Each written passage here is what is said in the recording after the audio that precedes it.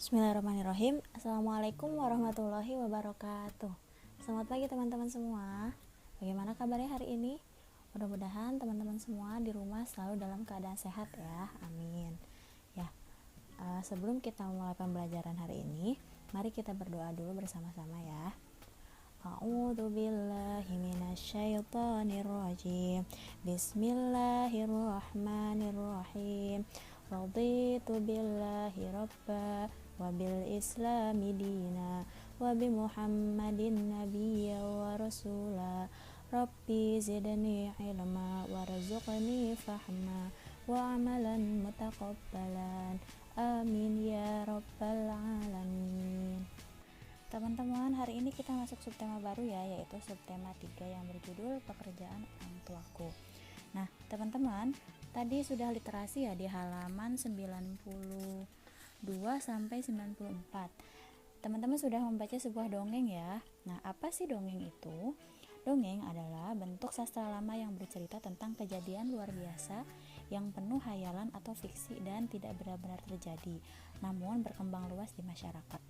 Dari definisi ini saja sudah jelas ya bahwa dongeng itu bukan cerita yang nyata, melainkan cerita-cerita yang fiksi atau tidak benar-benar terjadi. Tetapi dongeng dapat dijadikan media sebagai penyampaian ajaran moral dan juga menghibur. Begitu teman-teman. Nah, selanjutnya dongeng juga mempunyai beberapa jenis, yaitu ada 6 jenis. Yang pertama ada mitos, sage, fabel, legenda, cerita lucu, dan cerita perumpamaan. Teman-teman bisa lihat ya di sini di halaman 95, masing-masingnya sudah ada definisinya. Nah, selanjutnya dalam setiap karya sastra ada unsur yang membangun karya dari dalam, yaitu disebut unsur intrinsik. Nah, apa saja ya unsur intrinsik di dalam dongeng? Yang pertama ada tema, ada latar belakang pengaturan pada dongeng. Nah, ini misalnya latar tempat, latar waktu, latar suasana. Teman-teman bisa baca ya di situ contoh-contohnya. Nah, yang ketiga yaitu ada penokohan atau tokoh. Di sini ada karakter utama, terus ada juga lawan yang menonjol dan yang lain sebagainya. Macam-macam tokoh ini ada yang menjadi protagonis, ada yang antagonis. Seperti itu teman-teman juga bisa baca ya. Selanjutnya, yang keempat itu alur. Alur ini terbagi 3 jenis. Ada alur maju. Alur maju itu diceritakan dari awal atau dari masa lalu menuju masa sekarang. Ada juga yang alur mundur. Nah, alur mundur ini diceritakan dari kejadian sekarang dulu mundur ke kejadian yang belakang. Lalu ada juga alur campuran. Kalau alur campuran ini alurnya maju mundur seperti itu. Nah, yang kelima yaitu sudut pandang. Sudut pandang ini bagaimana penulis menempatkan dirinya dalam cerita. Misalnya si penulis ini menjadikan sudut pandang orang pertama. Artinya penulis bertindak sebagai orang pertama yang bisa menjadi karakter utama dan karakter tambahan dalam cerita. Selanjutnya yaitu sudut pandang orang ketiga. Artinya penulis berada di luar cerita dan tidak terlibat secara langsung dalam cerita. Biasanya ini menggunakan sebutan orang ketiga yaitu dia atau mereka. Nah, yang terakhir yaitu amanat atau pesan moral. Teman-teman pasti sudah paham ya seperti apa amanat dan pesan moral karena di subtema sebelumnya juga sudah dibahas. Ya, selanjutnya ada gambar meja dan kursi yang berbahan dasar kayu. Sebagaimana kita tahu, kayu ini berasal dari hutan. Salah satu hutan yang merupakan paru-paru dunia terbesar adalah hutan Kalimantan. Teman-teman bisa dilihat di sini di halaman 98. Di situ ada gambar yang menunjukkan perkembangan luas hutan Kalimantan. Nah, teman-teman bisa mengamati ya dari tahun ke tahun bagaimana perkembangan luas hutan Kalimantan. Nah, kita sebagai manusia sudah sepatutnya menjaga sumber daya alam kita, salah satunya yaitu hutan. Nah, jika kita tidak bijaksana dalam memanfaatkannya, maka yang terjadi yaitu sumber daya alam itu bisa saja jadi habis, dan itu akan memberikan pengaruh buruk juga terhadap kita sebagai manusia. Nah, teman-teman, di sini ada proses bagaimana pembuatan kursi dan meja dari bahan dasar kayu. Yang pertama berasal dari pohon yang ada di hutan, selanjutnya menebang pohon, lalu pohon diangkut ke kota, lalu disuplai ke pengrajin kayu. Pengrajin kayu ini merupakan sebuah profesi ya teman-teman, di mana pengrajin kayu ini yang membuat kursi dan meja dan barang-barang lain yang berasal atau yang berbahan dasar kayu.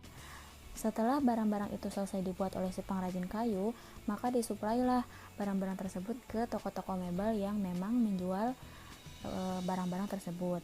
Nah, dari situ datanglah beberapa pembeli yang dari berbagai macam profesi, dari mulai dokter, pengacara, dan yang lain sebagainya.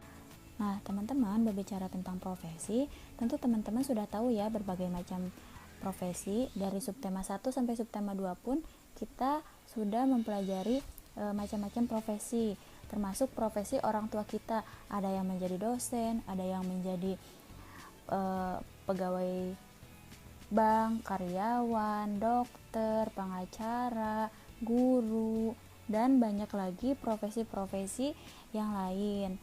Seperti itu ya teman-teman. Jangan sampai kita sudah kelas 4 tapi masih belum mengetahui apa profesi orang tua kita ya. Nah teman-teman, tadi kita sudah membahas tentang pemanfaatan kayu dengan bijak ya, atau dengan benar. Nah salah satunya yaitu dengan dibuatkan meja, kursi, dan barang-barang yang bermanfaat bagi kita. Nah bagaimana dengan limbahnya? Di sini juga ada di halaman 112 ada sebuah cerita inspiratif ya dari pengrajin kayu yang hasilkan 30 juta per bulan. Teman-teman nanti bisa dibaca ya di halaman 111 sampai 112. Kita langsung ambil intinya. Nah, dari teks di atas kita dapat mempelajari atau kita dapat mengambil pelajaran dari beliau. Yang pertama yaitu kerja keras dan kesungguhan itu selalu membuahkan hasil. Yang kedua, limbah atau bahan yang sudah terbuang pun bisa dimanfaatkan asalkan ada kemauan dan kreativitas. Nah, yang dilakukan oleh Pak Heri ini dengan memanfaatkan limbah kayu menjadi barang yang bernilai ekonomi sekaligus mengurangi limbah termasuk kegiatan mendaur ulang.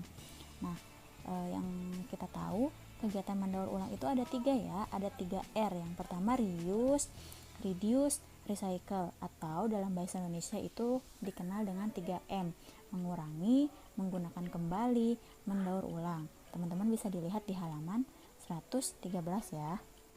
Nah, selain limbah kayu, ada juga limbah plastik. Nah, limbah plastik ini justru merupakan hal yang memang sering kita temui di kehidupan kita sehari-hari. Seperti itu teman-teman. Nah, di halaman 125 di situ ada beberapa contoh pemanfaatan atau pendaur ulangan limbah plastik dibuatkan dengan kreativitas yang bagus ya. Nah, contohnya di sini ada membuat pot bunga, tempat pensil, lalu ada juga miniatur kura-kura dan yang lain sebagainya. Kita bisa buat dengan sekreatif mungkin. Di sini ada salah satu ayat Al-Quran yang menjelaskan tentang larangan kita sebagai manusia untuk merusak sumber daya alam atau keindahan alam yang ada di muka bumi ini. Nah, teman-teman bisa baca di sini ya. Baik teman-teman, materi hari ini Ibu cukupkan sampai di sini. Sebelum ditutup, Ibu akan menarik kesimpulan ya untuk pembelajaran kita hari ini. Yang pertama, kita sudah belajar tentang apa itu dongeng dan unsur intrinsik. Yang kedua, Ibu juga membahas beberapa jenis pekerjaan orang tua, profesi. Nah, yang selanjutnya yaitu kita sudah membahas atau sudah mempelajari tentang bagaimana perkembangan hutan di Kalimantan. Selanjutnya pemanfaatan kayu, limbah kayu, dan limbah plastik. Nah, Ibu cukupkan sampai di sini. Mohon maaf jika banyak kesalahan. Jika ada yang ingin ditanyakan, silakan untuk menghubungi Ibu via Japri ya.